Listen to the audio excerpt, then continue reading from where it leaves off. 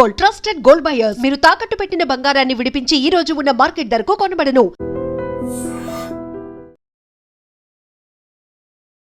Hello viewers, welcome to iDream media.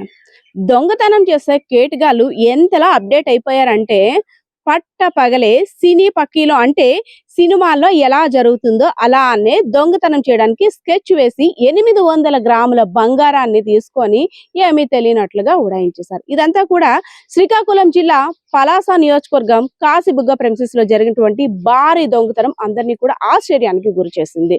So నిన్న ఏదైతే సోమవారం మధ్యాహ్నం షాప్ యజమాని అయినటువంటి రామకృష్ణ శ్రీ వెంకటేశ్వర జ్యువెలర్స్ సంబంధించి షాప్ లో కూర్చున్నారు. సో గుమస్తాని అకౌంట్స్ బుక్స్ తీసుకురండి, ఒకసారి చెక్ చేయాలి అని గుమస్తాకి ఆర్డర్ చేశారు. గుమస్తా కూడా ఆ బుక్స్ తీసుకురావడానికి బయటికి వెళ్ళారు. అంతలోనే ఒక కారులో నలుగురు, అదే విధంగా 2 బైకుల మీద 8 మంది వచ్చి, మేము పోలీసులమి, జిఎస్టికి సంబంధించిన వివరాలు మాకు కావాలి, విజిలెన్స్ దాడులు జరుగుతున్నాయి కాబట్టి మీరు ఇక్కడ నుండి కదలడానికి వీల్లేదు అంటూ తమ చేతిలో ఉన్న బేడీల్ని ఎవరైతే శ్రీ వెంకటేశ్వర జ్యువెలర్స్ యజమాని రామకృష్ణ ఉన్నారో ఆయన చేతులకి బంధించి కదలకుండా అక్కడ ఉంచేశారు. ఇదేంటి మీరు పోలీస్ అధికారులు అంటున్నారు కదా, నన్ను ఎందుకు బంధించాలని అడిగితే, ఎక్కువ మాట్లాడావా గంతో కాల్ చేస్తామంటూ కూడా బొమ్మ తుపాకీని ఆయన నెత్తి మీద పెట్టి కదలకుండా అలాగా ఒక 2 కాపు కాశారు. సో అంతకుముందే వాళ్ళ మిసెస్ కూడా వస్తే తన హస్బెండ్ కి టీ తీసుకురావడానికి వస్తే, అమ్మ ఇక్కడ విజిలెన్స్ దాడులు జరుగుతున్నాయి, ఎంక్వైరీస్ అని అవుతున్నాయి, మీరు ఇటువైపు రాకూడదంటూ మరో 2 పంపించేశారు. సో నా హస్బెండ్ ఇవన్నీ కూడా హ్యాండిల్ చేస్తారు కదా, సో లెక్కలకి సంబంధించి అధికారులు వచ్చినప్పుడు నిజమే మేము కూడా చాలా సినిమాల్లో చూసాము, చాలా దగ్గర విన్నాము, మేము కూడా కామ్గా ఇంట్లోకి వెళ్ళిపోవాలని ఆమె కూడా వెళ్ళిపోయింది.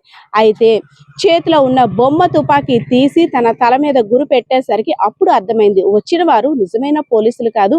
అంటే మనం ఒక మూవీలో చూసుంటాము, హీరో సూర్య, అదే విధంగా రమ్యకృష్ణ, హీరోయిన్ రమ్యకృష్ణ ప్రధాన పాత్రలో చేసినటువంటి గ్యాంగ్ మూవీ తరహాలో ఎలా అయితే ఒక ఆఫీసర్స్ లెవెల్లో కార్లు వేసుకొచ్చి ధూమ్ ధామ్ చేసి అక్కడంతా కూడా ఏసీ రైడ్స్ అంటూ ఒక సినీ ఫక్కీలో ఒక అట్మాస్ఫియర్ ని క్రియేట్ చేసి వారు దోచుకోవాల్సిందంతా దోచుకొని వెళ్ళిపోయిన తర్వాత అక్కడ జరిగింది మోసం అని ఎవరైతే బాధితులు అప్పుడు లబోదిబోం అంటున్నారో అలానే సేమ్ అదే విధంగా శ్రీకాకుళం జిల్లాలో కూడా జరిగింది.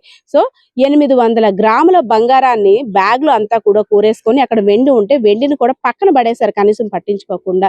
అక్కడ ఉన్న సిబ్బందిని అందరూ కూడా ఎవరైనా మాట్లాడితే మిమ్మల్ని కూడా చంపేస్తామంటూ బెదిరించి, ఎవరైతే ఆ కార్లో వచ్చిన నలుగురు, అదే విధంగా బళ్ళు మీద వచ్చిన మరో నలుగురు, వాళ్ళు కూడా టిప్ టాప్ గా పోలీసులమంటూ పోలీస్ డ్రెస్ లో చక్కగా కాకి ప్యాంట్ వేసుకొని పోలీస్ స్టిక్కర్ ఉన్న ఒక టీ షర్ట్ వేసుకొని వచ్చి అక్కడ ధూమ్ ధామ్ చేసేసి బంగారాన్ని పట్టుకొని ఎలా వచ్చారో అదే దారిన తెలివిగా చెరో పక్క సర్దేసుకొని వెళ్ళిపోయారు.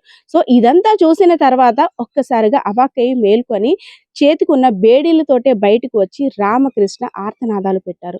దొంగలు బంగారాన్ని దోచేసుకున్నారు బాబోయ్ అంటూ కూడా లబోదిబోమన్నారు. సో వెంటనే కాశీబుగ్గ పోలీసులకి సమాచారం ఇచ్చిన తర్వాత పోలీసులు వచ్చి ఎంక్వైరీ చేసిన తర్వాత ఇదంతా కూడా బాగా ఎప్పటి నుండో కూడా ప్లాన్ చేసుకొని తెలివిగా చేసిన సినీ ఫక్కీలో దొంగతనం అని కూడా నిర్ధారించారు. చాలా రోజులుగా మాటు వేసి ఎటువైపు నుండి వచ్చి ఎటువైపు నుండి ఎస్కేప్ అవ్వాలి, ఏ దారి నుండి వస్తే ఏ సందు అనుకూలంగా ఉంటుంది, ఎక్కడ కూడా చిన్న తడబాటు లేకుండా వారు రావడం అన్ని కూడా సీసీటీవీ కెమెరాలో అయితే మాత్రం రికార్డ్ అయ్యాయి. సీసీటీవీ కెమెరా ఫుటేజ్ చూసిన తర్వాత పోలీసులు ఇదంతా కూడా బాగా తెలిసిన వాళ్ళు చేసిన నిర్వాకమే, బయట వాళ్ళైతే కాదు. అయితే ఎప్పటి నుండో కూడా గమనించి ఈయన అమాయకత్వాన్ని, ఈ మూలన షాప్ ఉంది కాబట్టి ఎక్కువ రద్దీ కూడా ఉండదు, ఈజీగా వెళ్ళి పని కానిచ్చేసేయచ్చు, అక్కడి నుండి ఇక్కడికి వచ్చేలోపు చాలా టైం ఉంటుంది కాబట్టి షాప్ నుండి బయటకు వచ్చేలోపు మనం అప్పట్లోగే డిస్పాచ్ అయిపోవచ్చు అనే ఆలోచనతోటే ఈ భారీ దొంగతనానికి స్కెచ్ వేశారని పోలీసులు అయితే మాత్రం అనుమానాన్ని వ్యక్తం చేస్తున్నారు. అదే విధంగా వెంటనే క్లూస్ టీమ్స్ కూడా రంగంలోకి దిగాయి. అసలు ఎంతమంది నిందితులు వచ్చారు, మాస్కులు పెట్టుకున్నది ఎంతమంది, నార్మల్ గా వ్యవహరించింది ఎంతమంది, అసలు బొమ్మ తుపాకీని ఎవరు పట్టుకున్నారు, బేడీలు ఎవరు వేశారు, అనేక రకాల్లో కూడా విచారణ చేపట్టారు. అదే విధంగా అక్కడ ఉన్న ఫింగర్ ప్రింట్స్, బేడీల మీద ఉన్న ఫింగర్ ప్రింట్స్ అన్ని కూడా క్లూస్ టీమ్స్ సేకరించారు. అయితే ఇప్పుడు జరిగిన దొంగతనం ప్రతి ఒక్కరిని కూడా భయభ్రాంతులకు గురి చేస్తుంది. ఇన్నాళ్ళు రాత్రుల్లో లేదంటే డిజిటల్ అరెస్ట్ ద్వారానో ఎలానో బంగారాన్ని కానీ డబ్బులు కానీ దోచుకోవడానికి కేటుగాళ్ళు వివిధ రూపాల్లో వివిధ రకాలుగా కుట్రలు పన్నేవారు.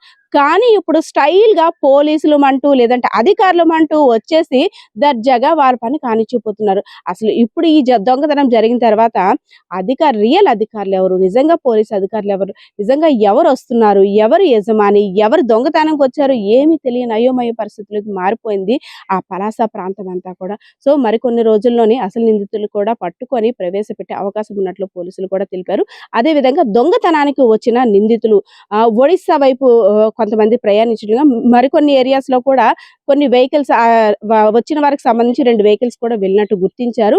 అయితే తెలిసిన వారు కాబట్టి సెల్ ఫోన్ సిగ్నల్ ఆధారంగా క్లూస్ టీమ్స్ సేకరించిన ఫింగర్ ప్రింట్స్ ఆధారంగా మరికొన్ని రోజుల్లోనే అసలు వాస్తవాలు కూడా వెలుగులోకి వచ్చే అవకాశం కూడా ఉన్నట్లు పోలీసులు తెలుపుతున్న పరిస్థితి కూడా కనిపిస్తా ఉంది. కెమెరా పర్సన్ బాలకిషోర్‌తో పద్మ, ఐ డ్రీమ్ మీడియా.